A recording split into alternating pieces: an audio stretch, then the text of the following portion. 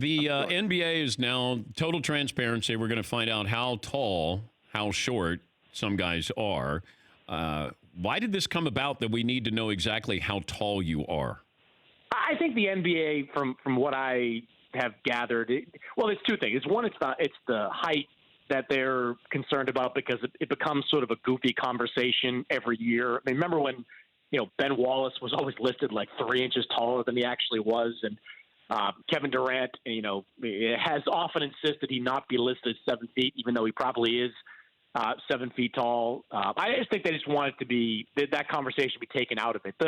The age thing, though, is more interesting. I mean, we all saw what happened with Buddy Hield last year, where he just kind of miraculously got older when they just realized he was a year older than he was. They just want all this stuff to be accurate. There's no point in them putting it out if it's not going to be as accurate as possible. And these are not, getting accuracy here, Dan, is not difficult. I mean, you measure a guy, you get his accurate age, and you put it out there. They don't want their official website or their official listings to be, goofily inaccurate.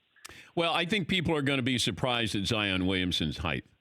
Yeah, I agree. What's he? I think 6'5", 6'6". I'm going to say, like that I saw him on campus at ESPN when I was up there a couple of weeks ago, and I'm 6'3". I'm going to guess he might be 6'6", maybe 6'6", but he's not.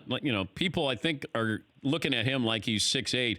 And you're right about Durant never wanting to be listed as a 7-footer. Kevin Garnett didn't want to be listed as a 7-footer. Bill Walton never wanted to be listed as a 7-footer. It feels like if you're going to fit somebody into the prototypical height for a forward or a guard, like you have to be 6'3", or Durant is 6'9". He's 7 feet at least, and Walton was probably 7'2". Garnett was obviously a 7-footer. So it's interesting that we've had, Barkley was probably 6'4.5". Right. I think people are going to be surprised at a couple of these heights.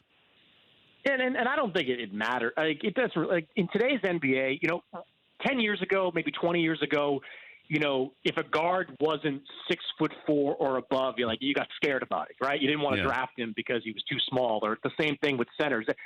Positions fit into a certain slot when it came to size. Nowadays, teams will regularly trot out there, lineups with 5 guys 6'6" and under. It doesn't matter. Versatility. Remember when tweener used to be a bad word? Yeah. Like you hated to oh, guy's a tweener. We can't draft him. Now everybody wants versatility at different positions. So it's just the way the game has changed. I just think the NBA doesn't want these types of conversations taking place every single year.